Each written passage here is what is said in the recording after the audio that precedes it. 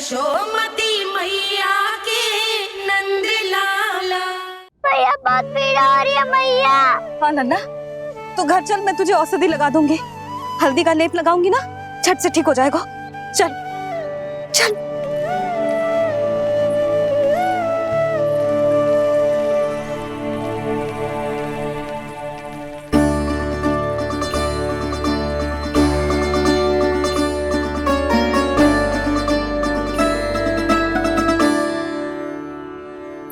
बस नन्ना बस, रो मत। चल चल चल, आजा। अभी औषधि लगाऊंगी ना, तेरी सारी पीड़ा लुप्त हो जाएगी। आजा आजा, बैठ जा नन्ना। अभी आई मैं। हाँ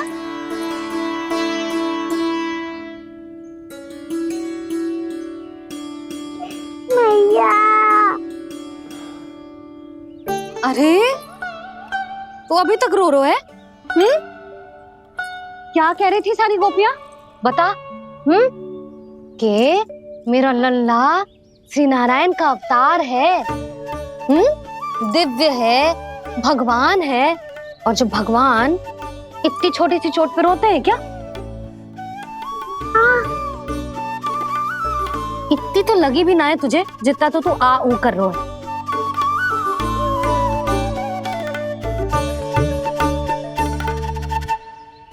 आओ ना करूंगो। आप ऐसे दुलार थोड़ी करोगी। ओहो, वृंदावन का गौपालक जो इतनी छोटी सी चोट पे रोता है ना, गोप बालकों का मुखिया इतनी छोटी सी चोट पे रोता है। मेरा लल्ला तो सबसे शक्तिशाली है, जो इतनी छोटी सी चोट तो क्या बड़े बड़े राक्षसों से भी ना घबराता है। हाँ, एक बार में सबको समाप्त कर देता है कि ना? हाँ मैया, यदि कोई राक्षस वृंदावन की ओर टेढ़ी दृष्टि करके आएगा तो सबसे पहले कान्हा को सुरक्षा में खड़ा पाएगा, फिर चाहे जो बाल बन के आए या बगुला बन के।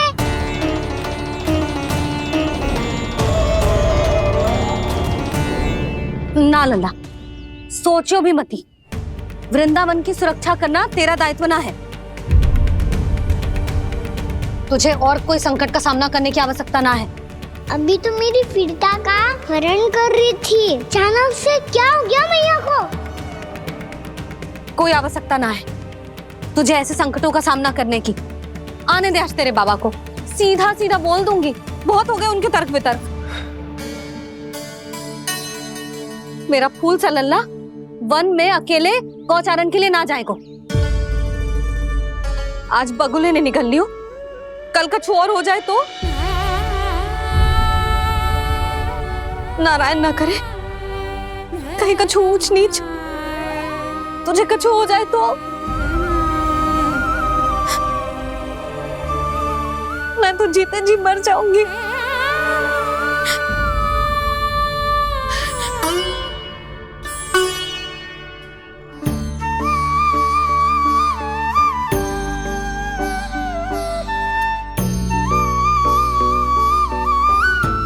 वीर लल्ला की वीर मैया इतनी सी बात तो रोती है क्या?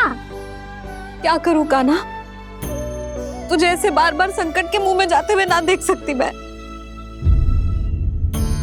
तो फिर मैया मैं वचन देता हूँ, आज के बाद मैं गौचारण के लिए तभी जाऊंगा जब आप आज्ञा दोगी। पक्का? छल ना करेगा ना मेरे साथ? मैंने कब छल करो मैया? अच्छा ठीक है, ना करूँ छल। यदि आपसे पूछे बिना बाहर निकलो तो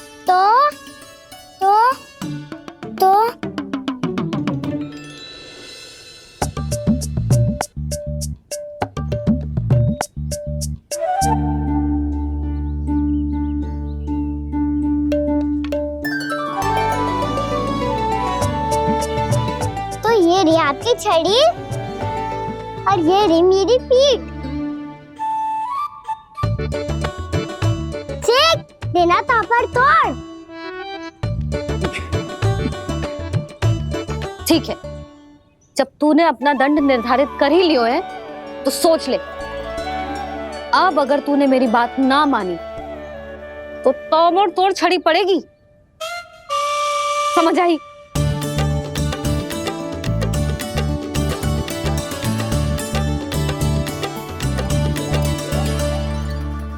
अच्छा ही है कि कान्हा कुछ दिन घर ही रहे। आज वन में जो हुआ है अवश्य कंस ने ही करवाए हुए वो सब।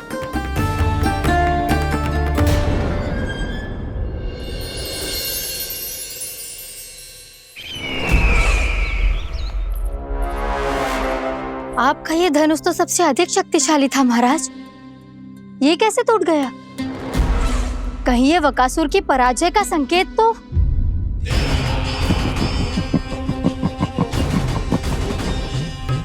प्राप्ति, लगता है तुम्हें शुभ समाचार मिला नहीं। उस बकासुर ने उस विष्णु अवतार को जीवित ही निगल लिया है। अरे अब तक तो उस नन्हे से बालक को पचा भी चुका होगा वो। उसके तन में रक्त बनकर वो विष्णु अवतार और उसकी शक्तियां दौड़ रही होंगी। क्षमा कीजिए महाराज। क्षमा कीजिए, इस अशुभ से मुख से शुभ समाचार आने दो। माथे के बल को ढीला करो, चेहरे पर मुस्कान लाओ और कहो, महाराज, वृंदावन में मातम फैल चुका है। मैं ऐसा ही करता महाराज, यदि सूचना सत्य होती तो।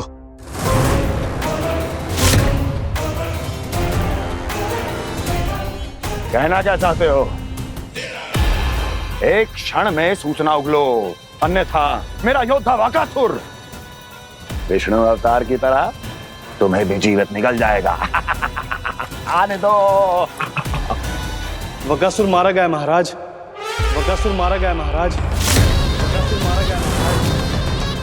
बकासुर मर चुका है? असंभव। असंभव।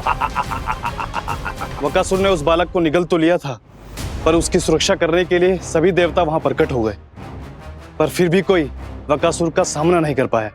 और फिर क्या हुआ? वो बालक स्वयं ही बकासुर के उदर से बाहर आ गया और उसकी चोंच तोड़कर उसकी हत्या कर दी।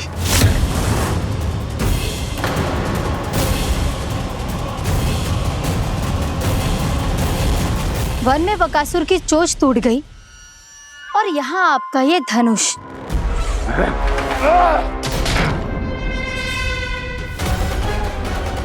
केवल नहीं टूटा तो आपका ये भ्रम महाराज।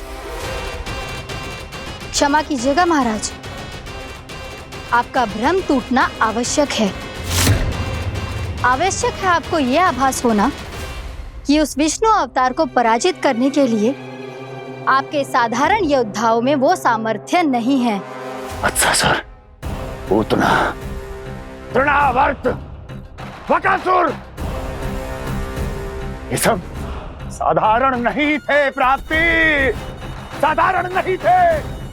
फिर तो ये और भी अधिक चिंता का विषय है महाराज, क्योंकि इसका अर्थ तो यही हुआ कि वो विष्णु अवतार कुछ अधिक ही असाधारण है और उसका सामना करने के लिए और उसे मिट्टी में मिलाने के लिए आपको एक ऐसे अस्त्र की आवश्यकता है जो उसके सामने ना झुके और ना ही टूटे।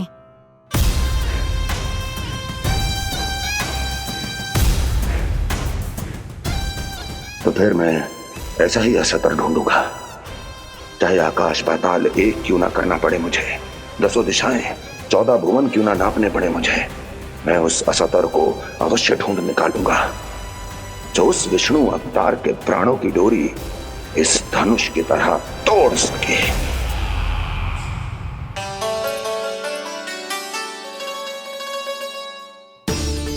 थैंक्स पापा, मैंने मैया को वचन दिया है कि जब तक नहीं चाहेंगी मैं वन नहीं जाऊंगा, इसलिए आप मुझे मारने के लिए कोई शक्तिशाली असुर ढूंढने में व्यस्त रहो।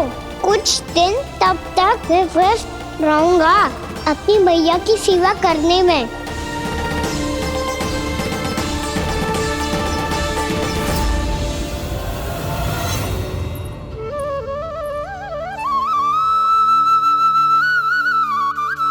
लो मैया, तुलसी जी को चढ़ाने के लिए जल।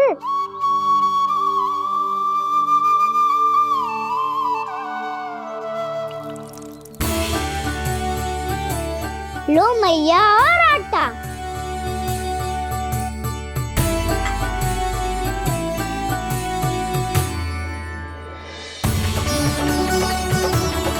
लो मैया, बेलन।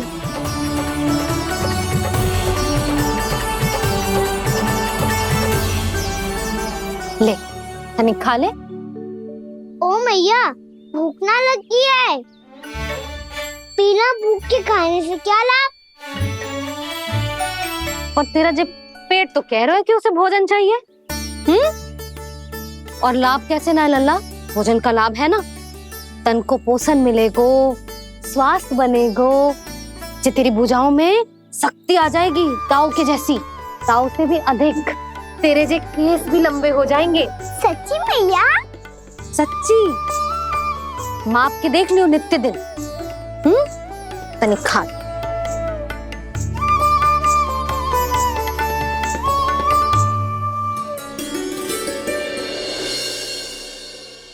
मान के मैया का कहना, छक के भोजन खाते हैं, नित्य मापते भुजा केश, पर ज्यो का त्यों ही पाते हैं।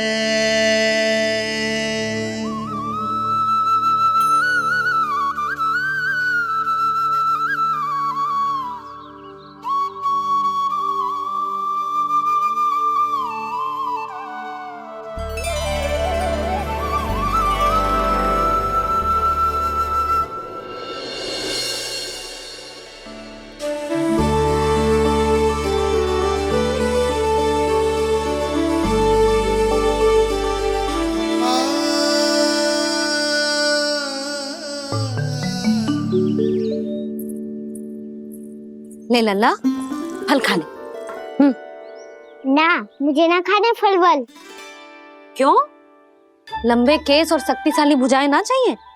व्यर्थ है ये सब। पिछले 10 दिनों से देख रहा हूँ, ना केस लंबे हुए हैं, ना भुजाएं शक्तिशाली बनी है। 10 दिन में कछु ना होने वाला। 10 सप्ताह ऐसे खाएगो ना, तब जाके कछु बदलाव दिखेगो। समझ आई? चल अब खा ले। वैसे भी मुझे बहुत सारी तैयारियां करनी है आज। इसीलिए मैया? एकादशी के व्रत के लिए लल्ला। सुनो जी, सारी सामग्री आ गई? हाँ, तुमने जो कही थी सब ले आए हूँ।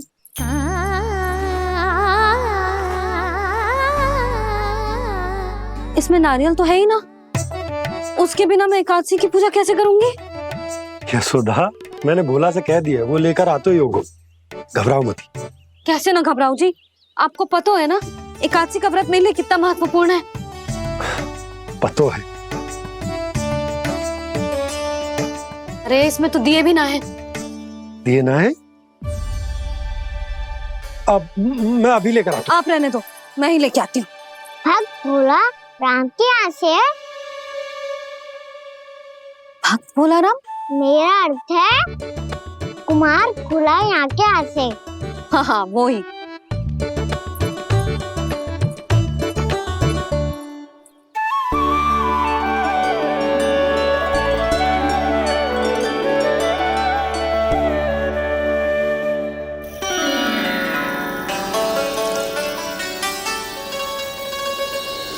श्री हरि, श्री हरि, मेरे श्री हरि।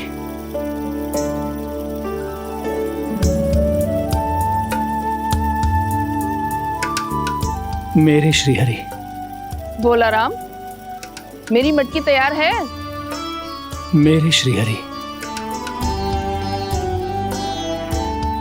मेरे श्री हरि।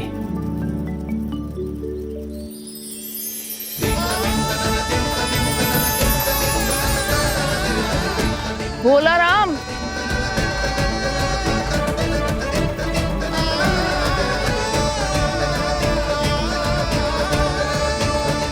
भोला काका, ओ भोला काका।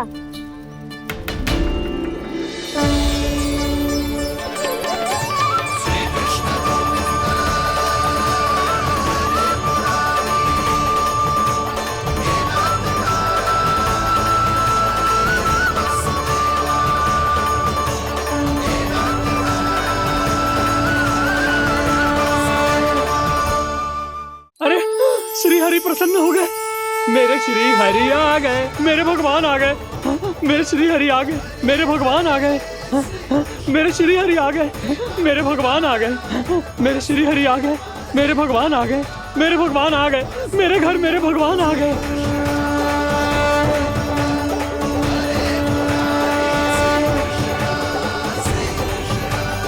मेरे घर आ गए, मेरे श्री हरि आ गए, हाँ मेरे श्री हरि आ गए। ये तो बावले थे ही, अब बालकन को भी साथ में मिला लिए। उज्जवल क्या कर रहा है? अरे ठहर जा भोला।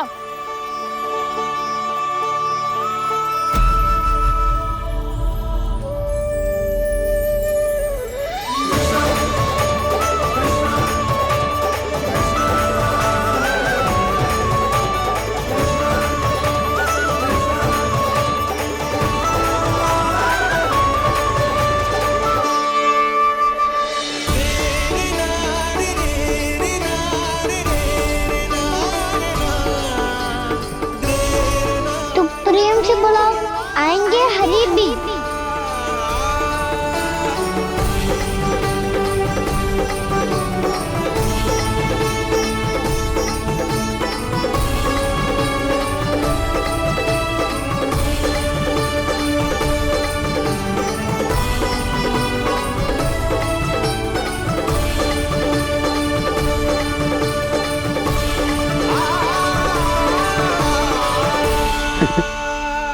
क्या वो गाना? किसकी धुन में झूम रहा तू? निर्मल निशा भक्ति की धुन में।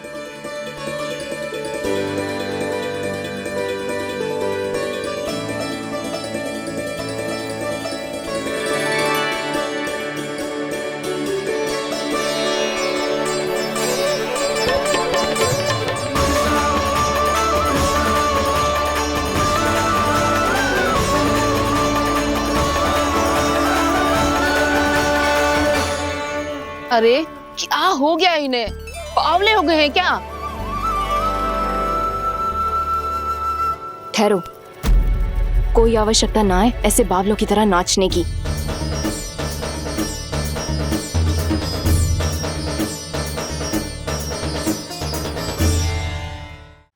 जे बावले ना है मौसी, भक्ति में रम गए हैं। बस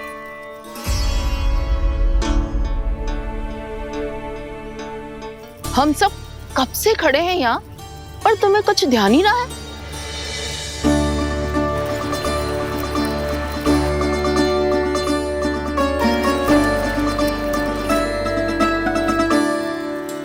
नाच गाने में ऐसे मगन हुए कि हमें देखा भी ना। मुझे नाचते हुए देख मेरे श्री हरि को इतना आनंद आ रहा था कि मैं अपने आप को रोक नहीं सका। और वैसे भी मेरे जन्म का एकमात्र उद्देश्य है श्री हरि की सेवा करना, श्री हरि को प्रसन्न करना। तुम बावले हो भोला राम, या हमें बावला बना रहे हो? श्री हरि और तुम्हें देख रहे हैं? हाँ, अभी वो यहीं थे, देख रहे थे। भोला काका, आपने भी ना अति कर दी। अब हमें भी बताओ तनी, कहाँ थे श्री हरि?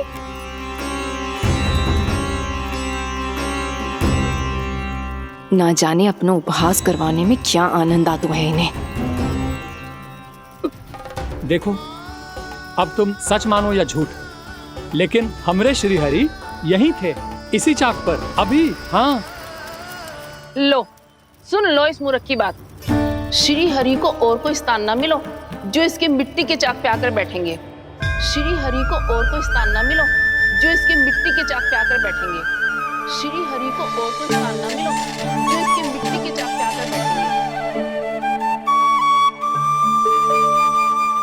जैसी मैया वैसो ही लल्ला, दोनों का कुछ पता ही ना चल तो कब किस बात पर प्रसन्न हो जाए और किस बात पर रुष्ट। अरे मैं भला असत्य क्यों बोलूंगा? अभी अभी यही थे श्री हरि। हाँ,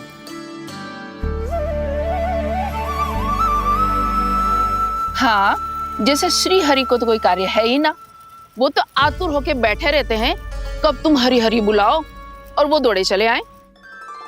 भगवान तो भक्तों के पास आने के लिए सदैव आतुर रहते हैं, बल्कि सत्य तो यह है कि भक्तों के मन में ही निवास करते हैं भगवान।